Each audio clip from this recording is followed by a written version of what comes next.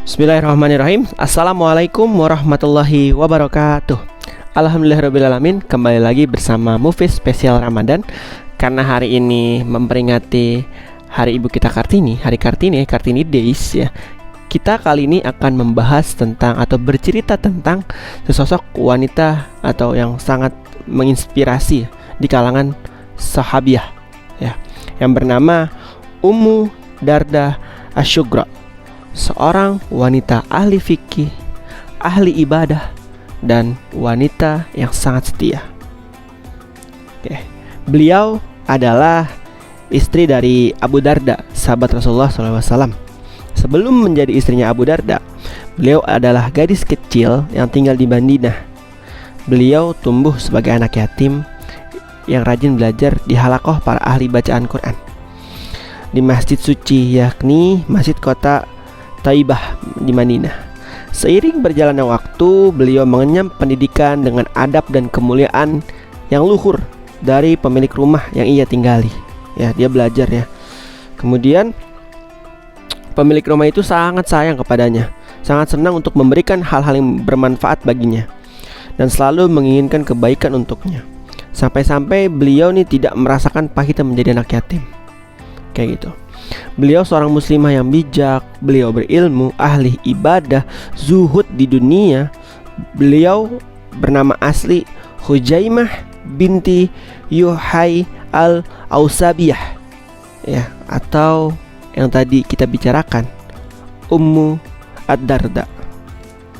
Setelah usia beliau cukup matang, hingga akhirnya Abu Darda datang ingin menikahinya. Sejak saat itu beliau menjadi istri dari orang yang bijak dan menjadi ibu rumah tangga. Abu Darda sebagai suaminya juga menjadi guru baginya.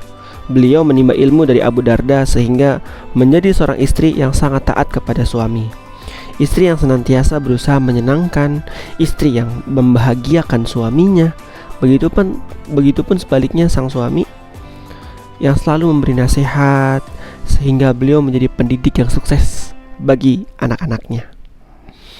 Sepasang suami istri yang seperti inilah yang telah disatukan oleh cinta, agama, dan cinta kepada Allah.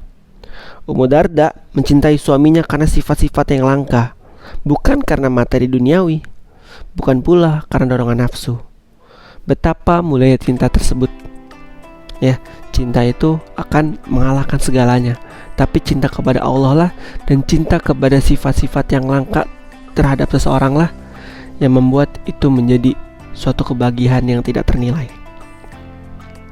Itulah cinta sejati, yakni cinta yang pemiliknya tak ingin terputus sebagai dunia saja, melainkan agar tetap tumbuh di tempat yang kekal nantinya. Jadi cintanya tuh gak cuma dunia tapi cinta ke akhirat. Suatu hari beliau pernah nih minta ke Abu Darda. Suatu hari di doanya Ummu Darda, dia berdoa kepada Allah kayak gitu. Ya Allah, sesungguhnya Abu Darda melamarku lalu menikahiku di dunia. Ya Allah, maka aku melamarnya kepadamu. Aku memohon kepadamu agar engkau menikahkanku dengannya di akhirat. Masya Allah, tabarakallah. Ummu Darda juga merupakan wanita yang sangat penyabar ya, dan rela dengan takdir Allah.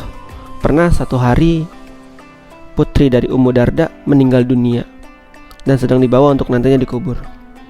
Ummu Darda seraya berkata, kalau kita mungkin nangis atas duduk anak kita sendiri itu meninggal. Kalau Ummu Darda bilangnya kayak gini, pergilah kepada Tuhanmu dan aku akan pergi kepada Tuhanku. Kemudian beliau masuk ke dalam masjid. Wah, betapa ikhlasnya ya melepas seorang anak. Ya, sepotong peristiwa sejarah tadi dapat kita ambil, dapat menegaskan kepada kita tentang sikap beliau yang penuh kesabaran, menerima takdir Allah dengan lapang dada. Oleh karena itu, gak heran jika nama beliau masuk ke dalam orang-orang yang sabar.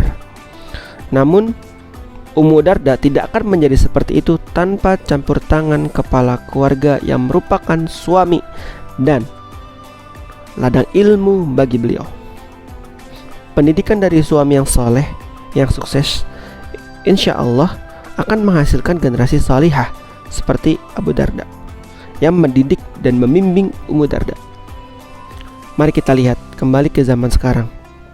Kita lihat ya, gadis-gadis muda penerus bangsa apakah sudah seperti Ummu Darda, atau kenal gak sih sama Ummu Darda ini? Ini bisa kita jadikan contoh ya, kayak gitu.